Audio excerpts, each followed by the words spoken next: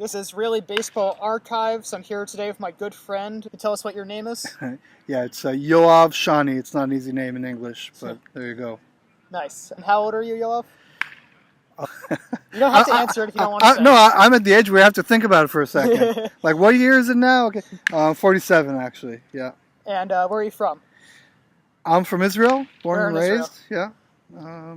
Grew here my whole life except for 3 years in the States. In kindergarten, I was in the States, but that's it. Oh, wow. Okay. Yeah. Interesting. Yeah, so you lived here your whole life. Yep, basically. Where are you from in Israel specifically?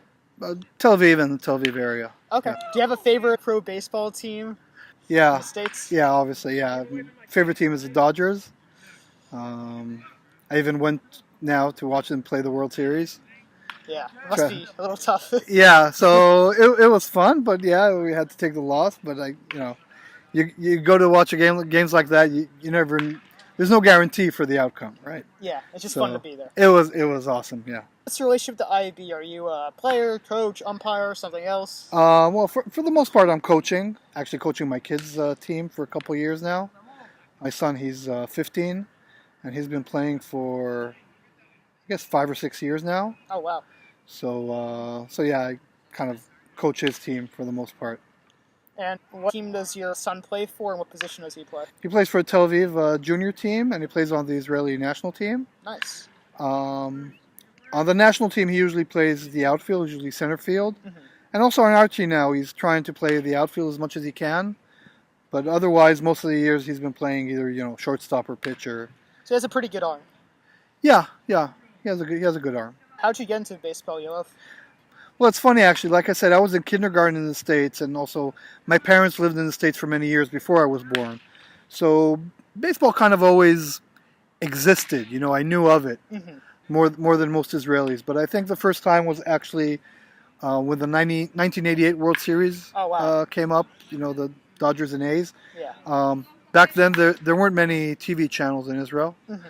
And actually, one of the TV channels was called Middle East Television. It was like a Christian evangelist kind of Pat Robertson channel, and they had all kind of stuff in English, all kinds of series, what have you, and also sports from the States.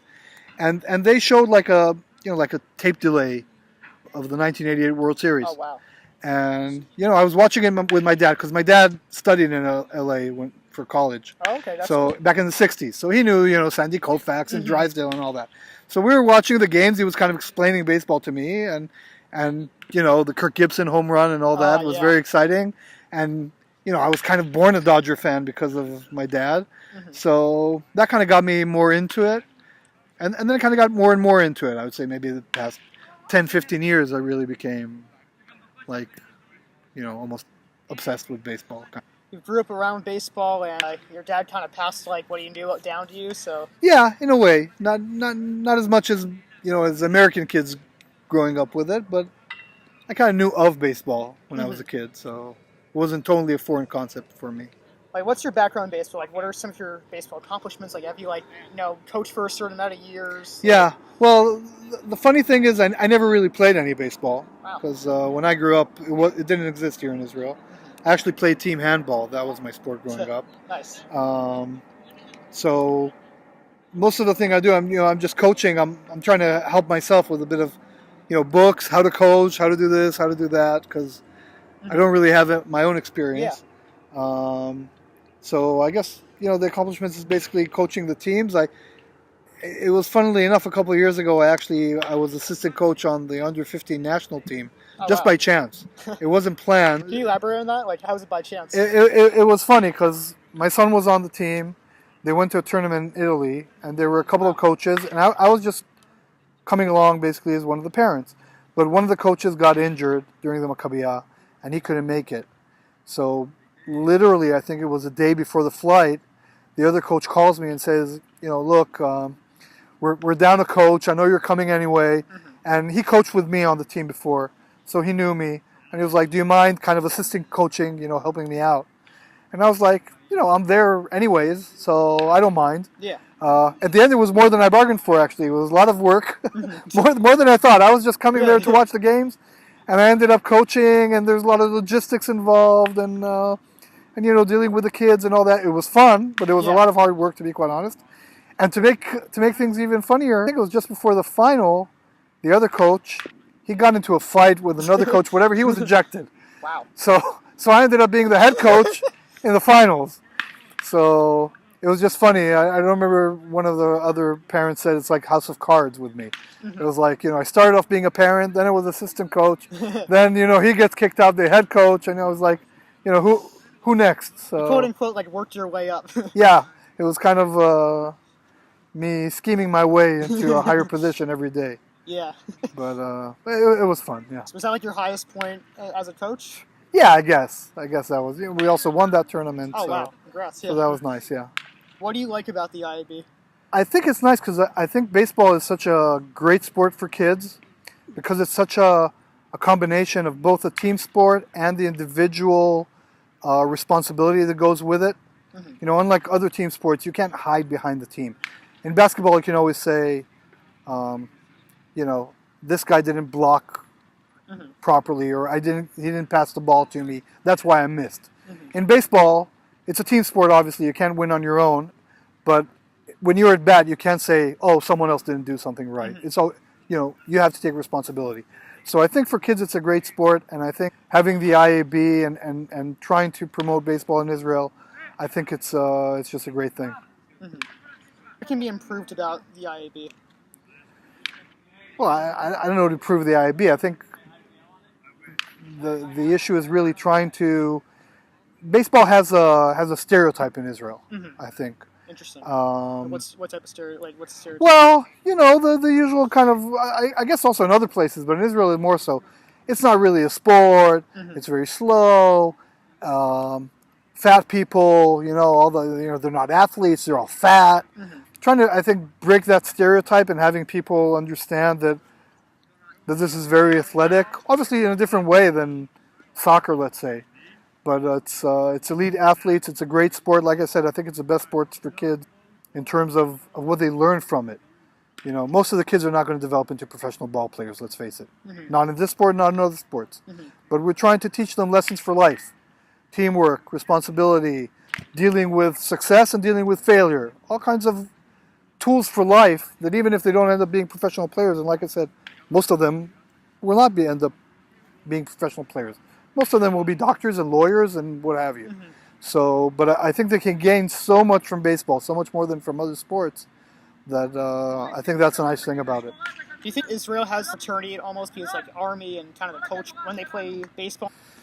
I never thought about it that way. There could be. I think Israel has obviously a perfect weather for baseball. Yeah, that's true. It was funny. We were with the under 16 team in the tournament in Prague last year, and I was interviewed there for the Dutch team. Never mind, they had this sort of thing set up, and it was a beautiful day in Prague. It was April. It was like I don't know, in the 70s, and beautiful weather. The sun was out. Not a cloud in the sky, and I told the Dutch guy, this in Israel, this is like the average day. This is like we have 250 days like this a year, and he was like, wow, because in Holland they have like 250 days of rain a year, so we have such perfect weather here. There are hardly any days you can't play baseball here, so I think that's another advantage of baseball in Israel, or Israel for baseball in that matter. How can you do a better job of making more people interested in Israeli baseball? I guess that's the $64,000 question. Exactly, yeah. I mean, that's obviously. I know the IAB is doing a lot, and I'm trying to do also a little bit, on Twitter and Instagram and what have you, to try and spread the word. It's not easy. There was a little bit of hype with the success in the WBC.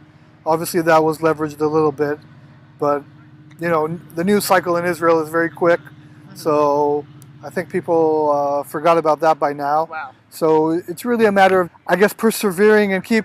Anytime I meet someone, sometimes I walk with Uli. He's my son, and he has his gear on and his shirt on, and people ask him, "Oh, you're doing some sort of sport or whatever." They ask him, "Is it tennis?" Because they see the bats, and he's like, "No, I play baseball." And like almost universally, the reaction we get is, "There's baseball in Israel?"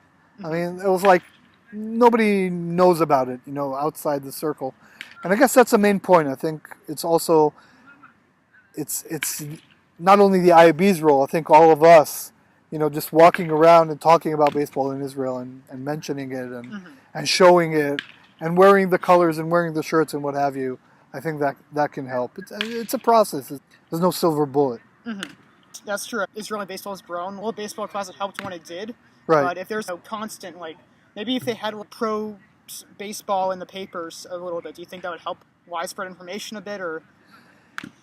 It would, obviously, but it's very hard, I think, to kind of topple over, your soccer and basketball. Mm-hmm. I think that's a question in and by itself. I mean, do we try to compete with these entrenched sports, mm-hmm. or do we try to be a niche, successful sport on its own? Mm-hmm. I think that's. I guess everybody will say we want to do both. We want to have a lot of baseball players, and we want it to be very good baseball players, and it feeds on each other. Obviously, there's some sort of cycle there. If you get more players, you'll get better players. I guess that's the biggest and toughest question. If I were, let's say, head of the IAB, I would scratch my head a lot and think, do I want to have, what is my goal? Do I want to have 10,000 baseball players in Israel? I'm just making this up. Or do I want to make the Olympics? Mm-hmm. Obviously, we want both. Yeah, but, of course. If you say this is my goal or that is my goal, I guess the way you go there is different. If you want 10,000 players, okay, so you need a lot of coaches, quote unquote, like me, mm-hmm. guys who we're not real coaches, let's face it. We're baseball dads. We're happy to help. But you need a lot of these if you want 10,000 players. On the other hand, if you want to make the Olympics, you don't need guys like me. You need one serious coach mm-hmm.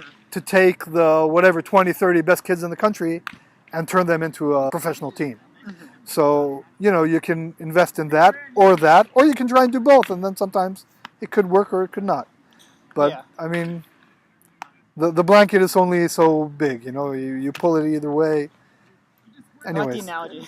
Yeah, it's difficult. It's not an easy choice. We would definitely like to have more players, and also like more serious players. And if we could just do something like every day, like playing baseball here, that's already starting to affect improve Israeli baseball, get more people interested.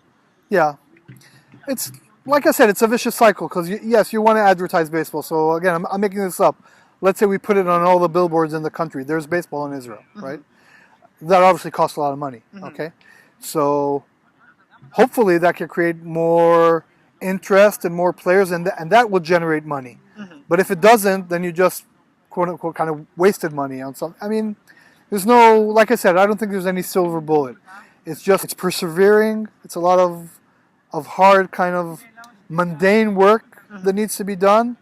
And I guess every now and then you can kind of leverage all these highlights, like the WBC, like the IAB is trying to do now, bringing the players from the States for the upcoming tournaments, and try to leverage these kind of highlights into something greater. But I guess most of the work is just putting your head down and working hard on the field, and I think that's what the IAB and all of us who are involved are trying to do. Nice. I think we're progressing well, or the IAB is progressing well, and hopefully it'll just continue to grow. Yep, that's what we're looking forward to. That would be great. All right, thank you for your time, Yoav. It was sure. Thanks. It was fun. Anytime.